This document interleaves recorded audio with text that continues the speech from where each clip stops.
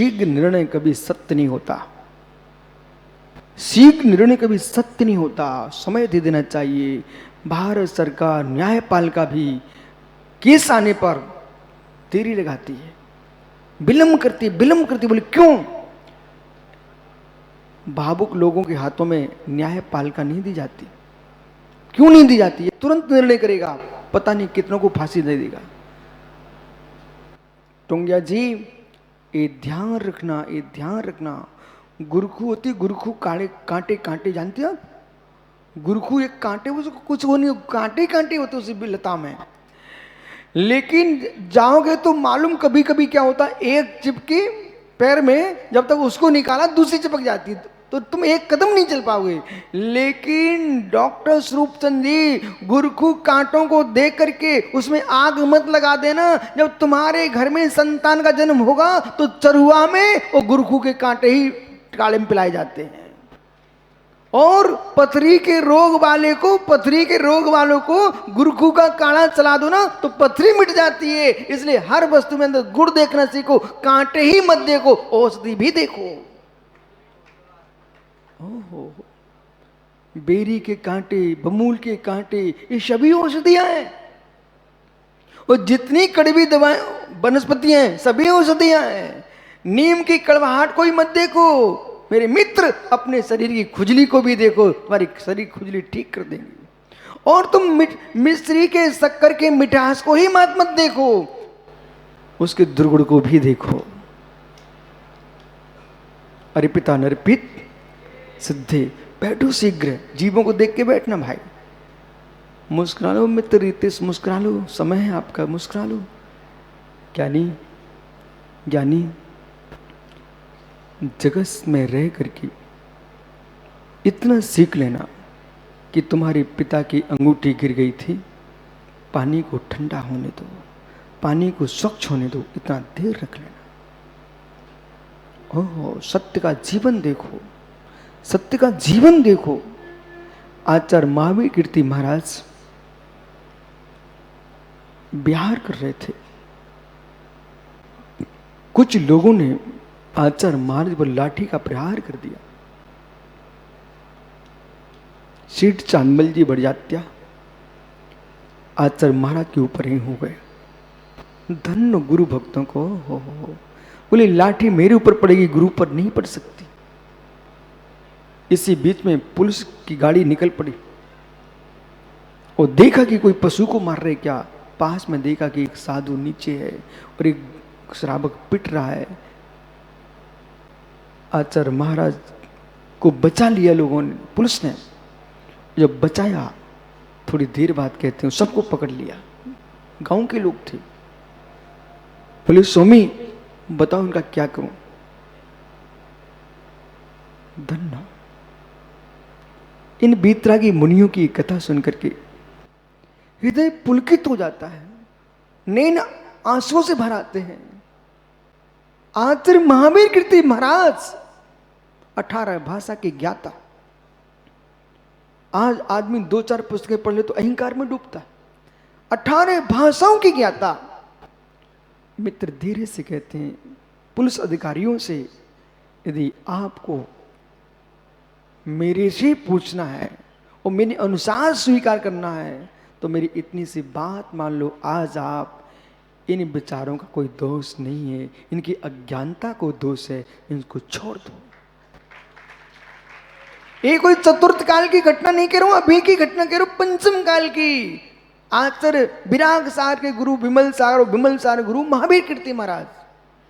ज्ञानियों, आचार्य महावीर कीर्ति महाराज जी ने अपने सत्य महाव्रत पर ध्यान दिया कि मेरे बोलने से इनको प्राण चले जाएंगे। ये सत्य महाव्रत था, इनके प्राण चले जाएंगे। और जैसे महाराज श्री ने कहा इनको छोड़ दो, पुलिस अधिकारी ऐसे देखते हुए मालूम क्या बोले, नहीं ये मनुष्य।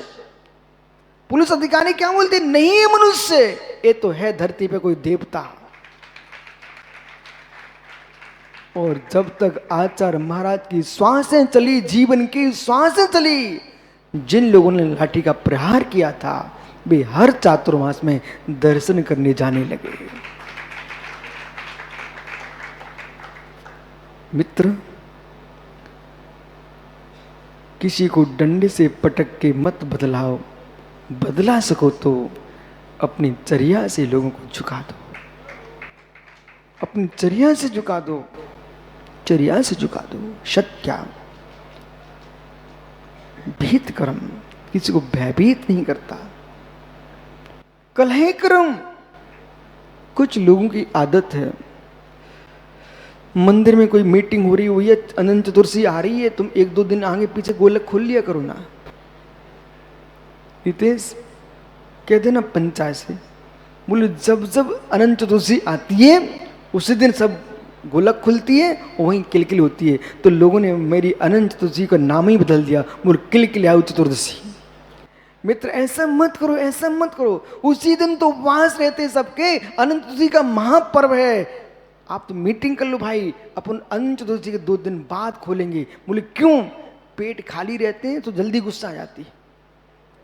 अच्छे पेट भरा हो ना तब हिसाब किताब किया करो, नहीं तो मालूम सबसे पहले खड़ा हो जाएगा पारस पापड़ी वालों, बोले ये कैसा, ये कैसा। मित्र नहीं नहीं नहीं नहीं, नहीं।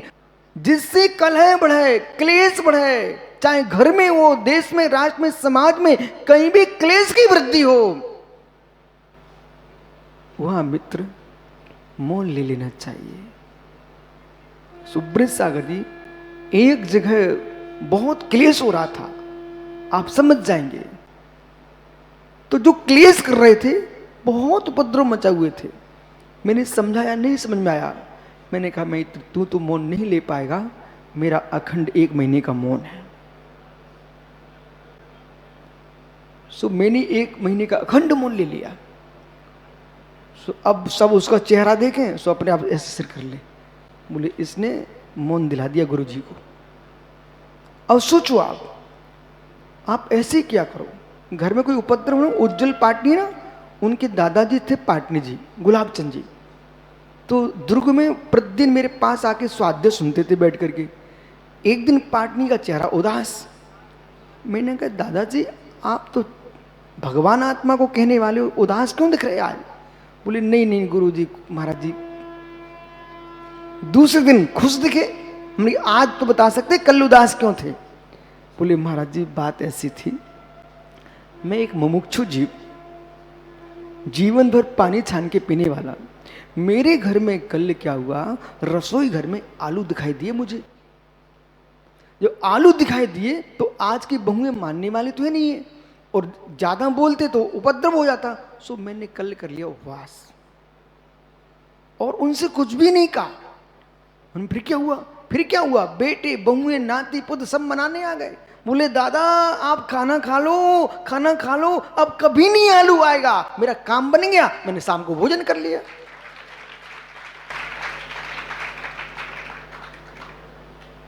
तो कुछ ऐसे काम हैं जिनमें ज्यादा समझाना नहीं पड़ता, अपन को ही समझ जाना चाहिए। समझ में आ रहा है आप सबको? कालाजी ग्वालियर भिंड सुन रहे कि नहीं? ओहो, यदि ये काला तुम्हारी बात न माने तो तुम तो उपास कर लिया करो, लेकिन ऐसे रोज उपास मत करना, नहीं तो हर एक काम को उपास करने वाले बच्चा परेशान हो जाए। पहले बता देना पहले क्यों कर रहे हो, ठीक है? मित्र सत्य है, बहुत बड़ी ताकत है उपवास। चक्रवर्ती भी नारायण भी जब निकलता दिग्विजय के लिए तो मित्र 8 उपास कर लेते हैं। तपस्या सारे जगत को झुका देती है। जो काम अस्त्र शस्त्र नहीं कर पाते हैं वो मित्र अस्त्र शस्त्र दूसरे के शरीर को छील सकते हैं, तपस्या कर्मों को छील के फेंक देती है, आत्मा को परमात्मा बना देती है। विराजो ज्ञानी को जल्दी, जीवों को देख के बैठना। ओहो कहाँ जा रहे हो मित्र? ओह सत्य, सत्य बोलना ही मात्र सत्य नहीं, सत्य बोलना, परंतु कैसे बोलना? कैसे बोलना? स्थूल मलिकम न बदती, श्रावक के लिए समझा रहे हैं। स्थूल मलिकम नवत्ति सत्य मपे विपदे। अहो सांप को स्थूल झूठ मत बोलना और सत्य मपे विपदे। आचार्य समंत स्वामी ने महान सभी चिन्ह ग्रंथ कंड श्रावकाचार्य में लिखा है सत्य मपे विपदे, जिससे कोई पुरुष विपत्ति में पड़ जाए ऐसा सत्य भी मत बोलना, क्योंकि सत्य हमारा मूल गुण नहीं है। हमारा मूल सुपरहित बेडम सो पर का हित करने वाले जो वचन है उनको बोलिए। तुर्यो धम्मो हमें तत्स्य, ऐसे महाव्रती के मेरे मित्र चौथा व्रत सत्य व्रत होता है। और क्या लिख रहे हैं, बड़ी सुंदर गाथा लिखी, बड़ी सुंदर गाथा लिखी है। क्यों बालको आनंद बालक का है, तुमसे भाग्यवान वो है बेटा। अपनी माँ से पूछना, माँ ऐसे मुझे कभी धर्म सभा में तुम छोटे में लेके गई? कितना पुण्यात्मा जीवा, सत्य के दिन वो सत्य वाणी सुन रहा है, उसके भीतर चली जाए। बालक मैंने क्यों खड़ा किया, नन्हा सा बच्चा, विश्वास को आनंद, वो छोटा सा बालक कुछ भी नहीं समझता, ऐसा मान मत बैठना। ये भूल है तुम्हारी कि बच्चा कुछ नहीं समझता। वो जग जाए ना, फिर ऐसे आदमी के हाथ में दे देना वो उसने देखा ना हो। बच्चा रो पड़ेगा और फिर उसकी मां के हाथ में देना, दूध भी नहीं पिलाना, तब भी बच्चा चुप हो जाएगा। ये सत्य नहीं है क्या? कभी मेले में घूमे आप? घूमे हो? अच्छा, तो अच्छा आपको खड़ा किया हमने। आनंद, कोई बच्चा मेले में घूम जाए, फिर एक कमेटी वाले उठा के लाते हैं माइक पर, बच्चे को पेड़े देते हैं, खिलौना देते हैं और ऐलान से करते हैं भाई ये कोई का बच्चा है ले जाओ। वो इतना चिल्लाता रोता है माइक पर बच्चा, परंतु वो खिनखुना दे रहे, खिलौने दे रहे, मिठाइयां दे, तब भी नहीं चुप होता।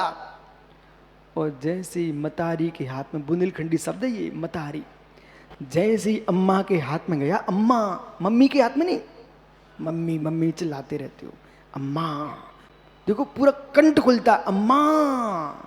बोटू भैया ये लोग समझते नहीं है, मम्मी बोलने में योगा नहीं होगा, वो अम्मा बोलने में योगा होता, पूरा कंठ खुलता है। बोलो जरा, आनंद बोलना मम्मी, आनंद बोलना मम्मी, मम्मी। अम्मा बोल, अम्मा, जोर से बोल। देखा बोटू भैया बोलना अम्मा, हाँ देखा, अम्मा, पूरा कंठ खुल जाता है। मालूम काय का प्राणायाम, काय का क्या, माँ को अम्मा कहना सीख लो, तुम्हारा वैसे ही प्राणायाम हो जाएगा। और फिर जिनवाणी अम्मा।